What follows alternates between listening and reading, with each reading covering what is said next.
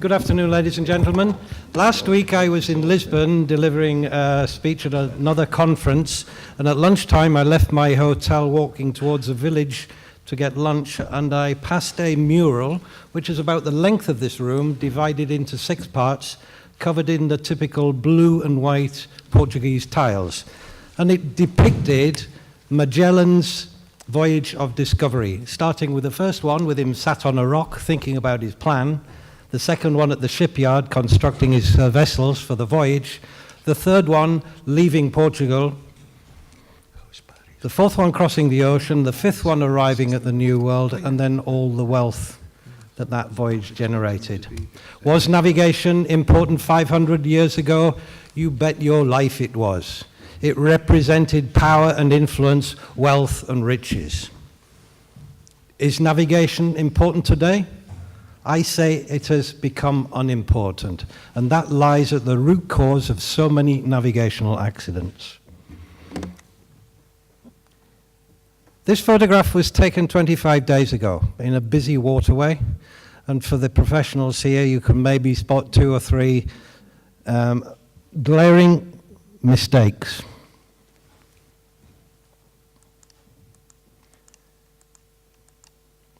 I will fast forward to the consequences of some of the most important navigational accidents that have occurred. 107 years ago, the Titanic hit an iceberg. It sank with a loss of 2,000 lives. It became the forerunner for the SOLAS Convention. In 1987, a tanker collided with the Donia Path. 4,387 lives were lost, which is the worst maritime peacetime disaster. What was learned from this? I don't know. Just 7 years ago, the Costa Concordia incident occurred. Only 33 lives were lost, but it cost $1.5 billion just to remove the wreck. In 1980, the British bulk carrier Derbyshire sank in a typhoon. 44 lives were lost. And just 4 years ago, the El Faro sank in a hurricane off Florida. Are there any similarities between these? If you think and look at it very carefully, you can ask me at the roundup of questions later.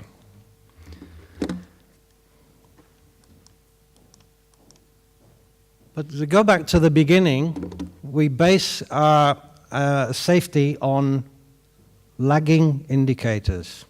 That is, we wait for the incident to happen, we conduct an investigation, we circulate a report as a lesson to be learned.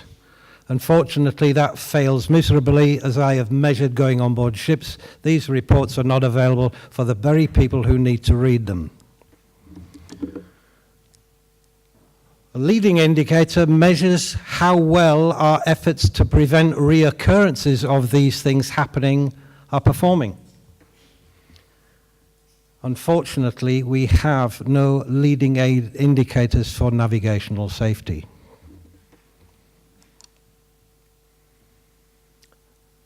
Some people would point to the ISM Code and say, yes, but we have it there. No, we don't.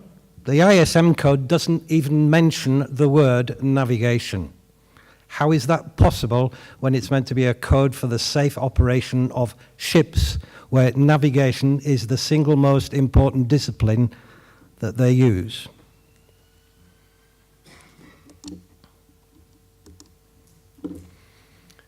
Perhaps because a company, a flag, or an insurance company has not had a good year, they're not particularly interested in navigation. There is a feeling everything is okay, little need for the chief executive officer to become involved, until the big one happens. So some subtle reminders: groundings, collisions, ice damage, and heavy weather damage. I don't know if any of you know the names of the ships involved in those slides, but those should be well known to every single officer on board every ship today. They are classics. The US Navy had 2 incidents in the space of 1 year, but everybody holds the navies of the world in high esteem. The US Navy's reaction to these incidents was swift, and there are several high-ranking officers who have been, how should we say, dismissed from the Navy? But in this mix, what about regulations? Are they keeping pace with navigation as it is being practiced today?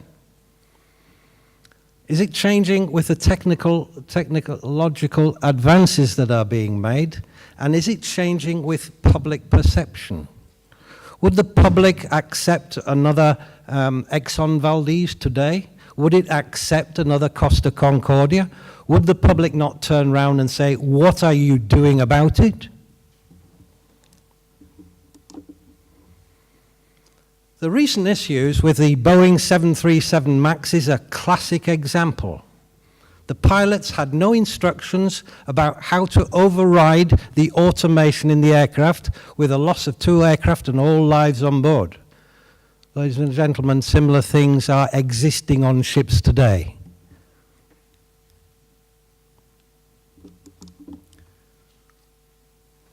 We have marvelous technology. It's really good stuff. This is brilliant. But the people on board the ship need to know how to use it properly and not be confused with old techniques on the modern equipment. So rather than lining up and reject the new equipment, we should be working towards positive alternatives. So, dangerous assumptions then. Why are we not doing anything? Well, we've never had a navigational incident, so why should we be bothered? Obviously, our ships are being navigated safely.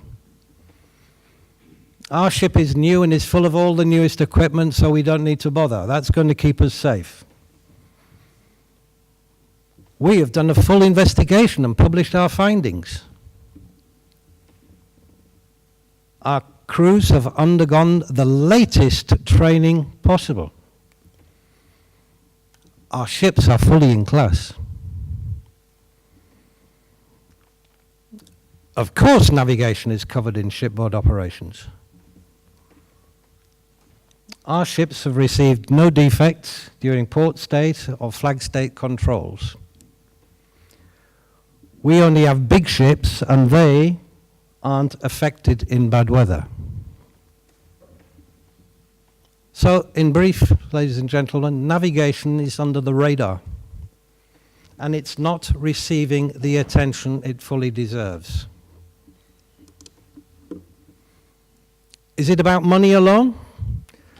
Costa Concordia wreck removal cost $1.5 billion. What navigation measures followed this incident? 0. It needs to involve the top. And here is an extract from a page in the Bridge Watchkeeping Guide published by the Nautical Institute from 1993, written by Captain Peter Boyle, who was the president of the Nautical Institute at the time. Like all human endeavor, the intention to set good bridge watchkeeping standards has to start at the top. That is the chairman of the company or the commander-in-chief. If they are in the shipping business, they must give support to the process which most protects their assets. It is foolhardy and irresponsible not to do so. So if I was looking at the UK Flag Administration, the person at the top is the Secretary of State for Transport. That's how high it needs to go up for something to happen. Why is it not reaching there?